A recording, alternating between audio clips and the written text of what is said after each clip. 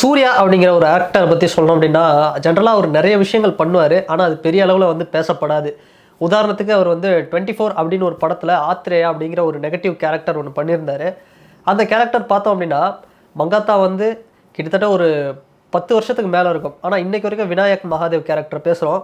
So Vijay sir நடித்த Beast படம் ரொம்ப ஒரு சுமாரான படம். ஆனால் அந்த படத்தில் வந்து வீரா கேரக்டர் பெரிய அளவில் இருக்காது. ஆனால் வீரா கேரக்டர் சூப்பர் அப்படின்னு வந்து பெரிய அளவில் வந்து பேசுவோம். ஆனால் சூர்யா மாதிரி ஒரு ஆக்டர் பார்த்தோம் அப்படின்னா இங்கே தமிழ்நாட்டில் எப்படி ட்ரீட் பண்ணுறாங்க அப்படின்னா அவர் வந்து ஒரு டயர் 3 டயர் 4 ஏதோ ஒரு 4th கிரேட் ஆக்டர் மாதிரி வந்து ட்ரீட் பண்ணுவாங்க. ஆனால் உண்மையை சொல்லணும்னா சூர்யா அப்படிங்கிற ஒரு ஆக்டர் நம்பர் 1 அந்த லிஸ்ட்டில் வந்து அவரை வைக்கலாம். ஸோ அந்தளவுக்கு வந்து ஒரு கோலிவுட் பர்ஃபெக்ஷனிஸ்ட். ஸோ இந்த கங்குவா அப்படிங்கிறது ரொம்ப ஒரு 2.0க்கு அடுத்து ஒரு பெரிய அளவில் 3Dயில் தயாராகிற ஒரு படம் தான் தமிழ் சினிமாவில் இந்த கங்குவா அப்படின்னு சொல்லலாம். சிறுத்தை சிவா அப்படிங்கிற ஒரு டைரக்டர் வந்து நடிகர் அஜித் அவர்களுடைய ஒரு க்ளோஸ் ஃப்ரெண்டு, ஒரு ஃபேமிலி ஃப்ரெண்டு மாதிரி சொல்லலாம். ஜென்ரலாக வந்து சிறுத்தை சிவா அஜித் இவங்க 2 பேர் காம்போ அப்படிங்கிறது 95% வந்து ஒரு சக்ஸஸ் காம்போ தான். ஸோ அப்படிப்பட்ட சிறுத்தை சிவா அவர்கள் ஏன் வந்து இப்படி ஒரு சப்ஜெக்டை வந்து எடுத்துகிட்டு அஜித் சார் கிட்ட போல சூர்யா கிட்ட வந்தார் அப்படின்னா அதுக்கு காரணம் அஜித் சார் வந்து பார்த்தோம்னா டை அடிக்கிறது, அப்புறம் இந்த ஒரு யங்காக யூத்தாக காமிக்கிறது அதெல்லாம் வந்து தவிர்த்துக்கிட்டே வராரு ரொம்ப காலமாக. பட் சூர்யா சார் வந்து அப்படி கிடையாது. அவர் வந்து கம்ப்ளீட்டாக வேறு. ஃபார் எக்ஸாம்பிள் ஒரு 7ஆம் அறிவு இந்த படத்துக்கு ஒரு ப்ளஸ் பாயிண்ட் என்ன சொல்லணும் அப்படின்னா கங்குவாவில் ஜென்ரலாக ஒரு படம் ஒரு சயின்ஸ் ஃபிக்ஷன் படமாக இருக்கட்டும், இல்லை ஒரு வேறு மாதிரியான ஒரு கான்செப்டாக இருக்கட்டும், சூர்யா வந்து எப்பவுமே ஒரு கிளவராக ஒரு விஷயம் பண்ணுவார். அதாவது அந்த கதை அப்படிங்கிறது முன்னாடி அந்த பழையங்காலத்தில் நடக்கிற மாதிரி இல்லை இப்போவும் நடக்கிற மாதிரி ஒரு கான்டெம்பரரியாக வந்து கொண்டு போவார். உதாரணத்துக்கு ஒரு பெஸ்ட் எக்ஸாம்பிளாக ஒரு படம் 7ஆம் அறிவு.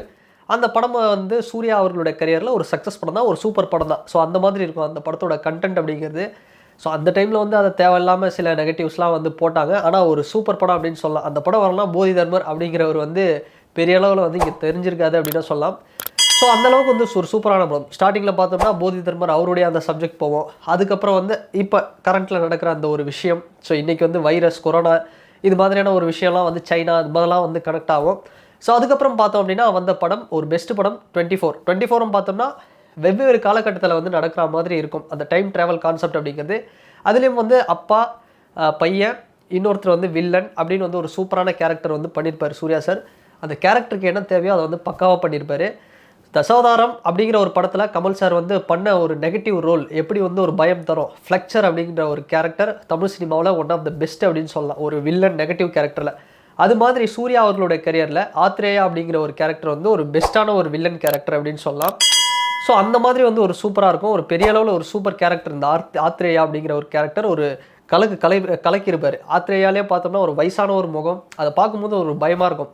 ஸோ இந்த கங்குவாலையும் பார்த்தோம்னா கிட்டத்தட்ட இந்த இப்போ இருக்கிற இந்த கான்டெம்பரரி இந்த வேர்ல்டுலேயும் சரி, இதுக்கு முன்னாடி அந்த கங்குவா அந்த ஒரு கதைக்களம் இது எல்லாமே வந்து ஒன்றா ஒரே டைமில் அந்த போஸ்டர்லேயே நம்ம பார்த்துருப்போம். சூர்யா அவர்களுடைய அந்த இன்ஸ்டாகிராம் பேஜில் வந்து அவர் ஒரு போஸ்டர் போட்டிருந்தார். ஒன்று வந்து ஒரு சூர்யா வந்து கன்று வச்சுட்ருக்காரு, இன்னொரு சூர்யா அவர்கள் வந்து கத்தி வச்சுட்ருக்காரு. ஸோ படம் வந்து ஒரு பிளாஸ்டான ஒரு சம்பவம். இதுதான் சிறுத்தை சிவா அவர்கள் வந்து சூர்யா அவர்களை வந்து செலக்ட் பண்ணுறதுக்கான ஒரு காரணம். இப்போ இருக்கிற கான்டெம்பரரி இந்த ஒரு ஏஜுக்கு ஏற்ற மாதிரி ஒரு சூர்யா, இதுக்கு முன்னாடி அந்த ஒரு ஹிஸ்டாரிக்கல் இதில் அதில் ஒரு சூர்யா அப்படிங்கிற மாதிரி வந்து சிறுத்தை சிவா வந்து ரொம்ப அழகாக பண்ணியிருக்கிறாரு. ஜென்ரலாக நிறைய பேர் கலாய்ப்பாங்க சிறுத்தை சிவா அப்படிங்கிறவர் வந்து ஒரு மொக்க டைரக்டர் அப்படின்னா. ஆனால் எனக்கு தமிழ் சினிமாவில் அவரும் வந்து ஒரு பெஸ்ட் டைரக்டரில் ஒருத்தர் அப்படின்னு சொல்லலாம். ஃபார் எக்ஸாம்பிள் ஒரு கமர்ஷியல் ஒரு மாஸ் ஹீரோவை வச்சு பண்ணும்போது இது மாதிரியான விஷயங்கள்லாம் வந்து பக்காவாக ஹேண்டில் பண்ணுவார். டிஃப்ரெண்ட் ஜேனர்ஸில் வந்து பண்ணக்கூடியவர். ஃபார் எக்ஸாம்பிள் பார்த்தோம்னா வீரம் அது வந்து ஒரு ஃபுல்லி ஒரு ரூரல் கான்செப்டாக இருக்கும். அதுக்கப்புறம் பார்த்தோம்னா வேதாளம் சிட்டி ரூரலாக இருக்கும். விவேகம் கம்ப்ளீட்டாக அதோட மேக்கிங் வேறு மாதிரி இருக்கும். ஸோ அது வந்து ஒரு பெரிய ஸ்பெஷல். அண்ணாத்த இது மாதிரியான படங்கள் வந்து சரியாக போகலை, விஸ்வாசம் சூப்பராக போச்சு. பட் அடுத்து பார்த்தோம்னா இந்த கங்குவா ஒரு பெஸ்ட்டான ஒரு படமாக இருக்கும். ஸோ இந்த படம் வந்து ஒரு 3Dயில் தான் வந்து வருது. இந்த 3D ஃபார்மேட்டில் பெரிய அளவில் வந்து ஒரு கிராஃபிக்ஸ் பண்ணியிருக்காங்க. இந்த படத்துடைய அடுத்தடுத்த பார்ட்ஸும் வந்து வரப்போகுது அப்படின்னு சொல்கிறாங்க. இந்த படத்தில் வந்து முக்கியமாக பாபி தியோல் அப்படிங்கிற ஒரு நடிகர் அனிமல் படத்தில் நடித்தவர் அவர் வந்து வராரு ஒரு நெகட்டிவ் ரோல் பண்ண போகிறாரு அப்படிங்கிற ஒரு விஷயமும் இருக்குது. ஸோ இதெல்லாம் தாண்டி ஆத்ரேயா மாதிரி சூர்யா அவர்களும் ஒரு நெகட்டிவ் ஷேடில் வந்து கங்குவால் மிரட்ட போகிறாரு அப்படிங்கிற ஒரு விஷயமும் இருக்குது. ஸோ இதெல்லாம் தாண்டி ஒரு அப்டேட் இந்த படத்துடைய ப்ரொடியூசர் ஸ்டுடியோ கிரீன் ஞானவேல் ராஜா அவர்கள் வந்து சொன்ன ஒரு விஷயம், அவர்கிட்ட ஒரு கேள்வி. பட் அஃபிஷியலாக இதுதான் அப்படின்னு வந்து அவரும் பதில் சொல்லலை. இருந்தாலும் வந்து இந்த விஷயம் வந்து நடக்கிறதுக்கு வாய்ப்பு இருக்குது. என்ன அப்படின்னா ரோலக்ஸ் வெர்சஸ் டில்லி, அதாவது சூர்யா அவர்களுடைய தம்பி கார்த்தி அவரை வந்து இந்த கங்குவால் வராரு ஸோ கிளைமேக்ஸில் வராரா இல்லை அடுத்த பார்ட்டில் வராரா அப்படிங்கிற மாதிரி ஒரு விஷயம் போயிட்டுருக்கு. ஸோ ஸ்டுடியோ கிரீன் சைட்லேருந்து அஃபிஷியலாக இந்த ஒரு விஷயத்த சொல்ல, இருந்தாலும் ரோலக்ஸ் வெர்சஸ் டெல்லி அப்படிங்கிறத வந்து எதிர்பார்க்கலாம் அப்படிங்கிற ஒரு விஷயம் இருக்குது. கார்த்தி அவர்களும் பார்த்தோம் அப்படின்னா இதுக்கு முன்னாடி காஷ்மோரா அப்படிங்கிற ஒரு படத்தில் கிட்டத்தட்ட கட்டப்பா மாதிரி ஒரு கெட்டப்பில் சும்மா வேறு லெவலில் இருப்பார். ஸோ அந்த மாதிரி ஒரு தோற்றத்தில் மேபி வந்து சூர்யா அவர்களுடைய இந்த கங்குவாவில் அந்த சரித்திர அந்த சண்டை காட்சிகள், அந்த போர், அது மாதிரி அந்த பழங்கால கதையிலையும் வரலாம், இல்லை இந்த நவீன கால இந்த கதையிலையும் வரலாம் அப்படிங்கிற ஒரு எதிர்பார்ப்பு அப்படிங்கிறது இருக்குது. எந்த தைரியத்தில் வந்து சூர்யா அவர்களுக்கு வந்து ஒரு 300 கோடி பட்ஜெட்டில் வந்து ஒரு படம் வச்சு பண்ணுறாங்க அப்படிங்கிற ஒரு விமர்சனமும் இருக்குது. ஏன்னா அவருடைய படங்கள் இது வரைக்குமே பார்த்தோம்னா ஒரு 200 கோடி மேலே வந்து கலெக்ஷன் எதுவும் பண்ணதில்லை. 24 இருக்கட்டும், சிங்கம் 3 இருக்கட்டும், இது மாதிரி படங்கள்லாம் வந்து ஒரு 150க்குள்ளே தான் வந்து கலெக்ஷன் பண்ணியிருக்கு. ஸோ இவ்வளோ பெரிய ஒரு பட்ஜெட், ஒரு 300 கோடி ரூபா பட்ஜெட்டை எப்படி வந்து சூர்யா அவர்கள் வந்து இது பண்ண போகிறாரு அப்படின்னு பார்த்தோம்னா, சூர்யா அவர்களுக்கு ஜென்ரலாக தெரியும் சவுத் இந்தியாவில் வந்து பெரிய அளவில் மார்க்கெட் இருக்குது. இப்போவும் பார்த்தோம்னா சர்ஃபிரா அது மாதிரியான படங்கள் இந்தியா லெவலில் வந்து இப்போ மார்க்கெட் அவருக்கு வந்து கொஞ்சம் எக்ஸ்பேண்ட் ஆயிருக்கு. பட் இந்த 300 கோடி அப்படிங்கிறது 2 பார்ட்டு சேர்த்து அப்படின்னு கூட இருக்கலாம். மேபி வந்து இந்த 2 பார்ட்டும் சேர்த்து ஒரு காஸ்ட்டாக இருக்கலாம். ஸோ அதுக்கான வசூல் அப்படிங்கிறது மொத்தமாக வந்து எடுக்க வாய்ப்பு இருக்குது. 2 பார்ட்டும் சேர்த்து மினிமம் ஒரு 400 கோடி. இப்போ சேட்டலைட்டு, ரைட்ஸு, டிஜிட்டல் இந்த பிஸ்னஸே வந்து பெரிய அளவில் வந்து போயிருக்கு. ஸோ இருந்தாலும் இந்த 2 பார்ட்டு சேர்த்து போட்ட காசை வந்து எடுத்துருவாங்க. ஸோ இதுக்கு மேலே அப்படிங்கிறது ஒரு கலெக்ஷன். சூர்யா ஒரு எல்லா சென்டருக்குமான ஒரு நடிகர். ஸோ அவருடைய ஸ்டஃப்பு, சிறுத்தை சிவா அவர்களுடைய கண்டென்ட் தான் இந்த படம். 300 கோடி ரூபா பட்ஜெட் போட்டு எடுத்த படம். இது வந்து ஒரு 500 கோடி 600 கோடி வசூல் பண்ணுற அளவுக்கு இது போக வேண்டிய ஒரு விஷயம் அப்படிங்கிறது சூர்யா அவர்கள்கிட்டையும் சிறுத்தை சிவா அவர்கள்கிட்டையும் தான் இருக்குது. ஸோ ரீசெண்டாக பார்த்தோம் அப்படின்னா தேவி ஸ்ரீ பிரசாத், டிஎஸ்பி இந்த படத்தோட மியூசிக், சூர்யா அவர்களுக்கும் டிஎஸ்பிக்கும் வந்து பெரிய அளவில் ஒரு காம்போ வந்து செட் ஆகிடும். 6 படமாக இருக்கட்டும், அதுக்கு முன்னாடி வந்த மாயாவி படத்துலையும் சூப்பராக இருந்த இந்த கடவுள் தந்த அழகிய வாழ்வு அந்த சாங்காக இருக்கட்டும், காத்தாடி போல என்ன சுற்றுற இந்த சாங் எல்லாமே வந்து வேறு லெவலில் ஒரு ட்ரெண்ட் ஆச்சு.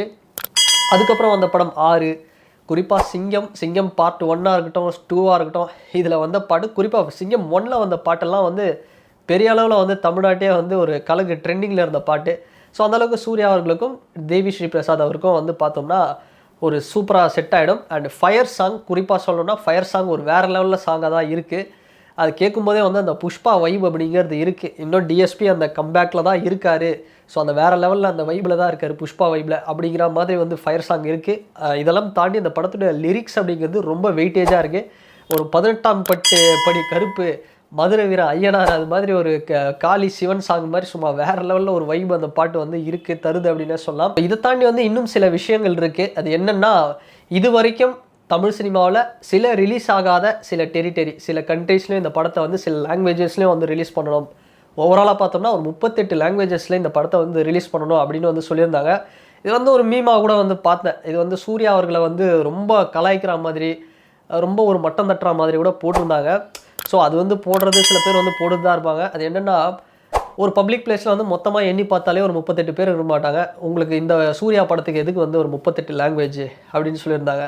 அப்புறம் அந்த படத்தோட கிளிம்ஸு வாட்ஸ்அப்லேயே உங்களுக்குள்ளே வந்து இது பண்ணிக்கலாமே, எதுக்கு யூடியூப்லலாம் அந்தளவுக்கு வந்து ஃபேன் பேஸ் இல்லையே அப்படிங்கிற மாதிரி சொல்கிறாங்க. பட் சூர்யா அவர்களுக்கு எல்லா சென்டர்லேயும் ஒரு ஆடியன்ஸ் இருக்குது அப்படிங்கிறது உண்மை தான். கேரளா, தமிழ்நாடு, தெலுங்கானா அண்டு கர்நாடகா எல்லா இடத்துலையும் வந்து சூர்யா அவர்களுக்கு ஃபேமிலியாக எல்லா சென்டர் ஆடியன்ஸும் வந்து போய் பார்க்குற அளவுக்கு, கிட்ஸ்லேருந்து வயசானவரில் எல்லாருமே ஃபேமிலியாக போய் பார்க்கக்கூடிய அளவுக்கு தான் அவரோட படம் அப்படிங்கிறது இருக்குது. சூர்யா அவர்களுடைய மார்க்கெட் அப்படிங்கிறது ஒரு பெரிய அளவில் வந்து வைடன் ஆகும், ஒரு எக்ஸ்பெண்ட் ஆகும். ஸோ இந்த கங்குவா அப்படிங்கிறது சும்மா வேறு லெவலில் ஒரு சம்பவமாக அக்டோபர் 10 வந்து தமிழ் சினிமாவில் பண்ண போகுது. ஸோ அது மாதிரி சூர்யா அவர்கள் மேலே இது வரைக்கும் இருக்கிற ஒரு விமர்சனம், அவருடைய படம் தனி படமாக ஒரு 150 கோடிக்கு மேலே வந்து பெரிய அளவில் வந்து வசூல் பண்ணலை இப்போ வரைக்கும். ஸோ நிறைய படங்கள் ஜெய்பீம், சூரரை போட்டு எல்லாமே ஓடிடியில் பண்ணார். ரோலக்ஸ் வந்து பார்த்தோம் அப்படின்னா விக்ரம் அப்படிங்கிறது அது கமல் சார் எல்சியூ, ஸோ அப்படி ஒரு விஷயத்தில் வரும். ஸோ தனியாக ஒரு படம் சூர்யா அவர்களுடைய படம் ஃபஸ்ட்டு ஒரு 200 கோடியை தாண்டி வசூல் பண்ண போகிற ஒரு படம், ஒரு 300 கோடியும் தாண்டி வசூல் பண்ண போகிற படமாக இந்த கங்குவா அமையுமா, இல்லை அதுக்கு மேலே ஒரு 500 கோடி 600 கோடி கிட்டே போய் ஒரு பேன் இண்டியா லெவலில் இந்த படம் ரிலீஸ் ஆக போகுது. அதுவும் இந்திய சினிமாவில் முக்கியமான 10 மொழிகள், தமிழ், தெலுங்கு, கன்னடா, ஹிந்தி, பெங்காலி, இது மாதிரியான முக்கியமான சில, அதாவது லார்ஜர் ஆடியன்ஸ் இருக்கக்கூடிய மொழிகளில் வந்து இந்த படம் வந்து ரிலீஸ் ஆகிறது அப்படிங்கிறது ஒரு பெரிய ஒரு ப்ளஸ்ஸு. ஸோ வெயிட் பண்ணி பார்க்கலாம். இந்த கங்குவா அப்படிங்கிறது சூர்யா அவர்கள் மேலே இத்தனை வருஷமாக இருக்கிற ஒரு விமர்சனம். இன்றைக்கு வரைக்கும் பார்த்தோம் அப்படின்னா சங்கர் சார் கூட வந்து இது வரைக்கும் படமே பண்ணது கிடையாது. ஸோ சூர்யாவுக்கு இருக்கிற ஒரு மார்க்கெட் இது வரைக்கும் கலெக்ஷன் பெரிய அளவில் போகல அப்படிங்கிற ஒரு விஷயமாக கூட இருக்கலாம். டைரக்டர் சங்கர் கிட்ட அவர் இன்னும் படம் வந்து பண்ணலை. ஸோ இந்த ஒரு விஷயம் அப்படிங்கிறது ஒரு பெரிய லெவலில் சூர்யா அவர்களை வந்து கொண்டு போகுமா இந்த கங்குவா படம் அப்படிங்கிறத வெயிட் பண்ணி தான் பார்க்கணும். கங்குவா என்ன மாதிரியான ஒரு ரெக்கார்டை வந்து கிரியேட் பண்ணும்போது, ஸோ டெக்னிக்கல் வைஸில் 3Dலையும் சரி, ஸோ சிறுத்தை சிவா அவர்களுக்கும் சரி, இல்லை சூர்யா அவர்களுடைய கரியர்லையும் என்ன மாதிரியான ஒரு ரெக்கார்டை வந்து கிரியேட் பண்ண போகுது அப்படிங்கிறத நாம் வந்து வெயிட் பண்ணி தான் பார்க்கணும். ஸோ அண்ட் ஃபைனலி இந்த வீடியோ கங்குவா பற்றின நான் பேசின இந்த ஒரு விஷயம், இந்த வீடியோ பற்றின உங்களுடைய கருத்து என்ன அப்படிங்கிறத இந்த கமெண்ட் செக்ஷனில் வந்து பதிவிடுங்க. அண்ட் இந்த வீடியோ உங்களுக்கு பிடிச்சிருந்ததுன்னா லைக் பண்ணுங்கள், ஷேர் பண்ணுங்கள், கமெண்ட் பண்ணுங்கள், சப்ஸ்கிரைப் பண்ணுங்கள். அண்ட் வேற ஒரு வீடியோவில் வேற ஒரு கண்டென்ட்ல நான் உங்களை பார்க்குறேன். பாய்.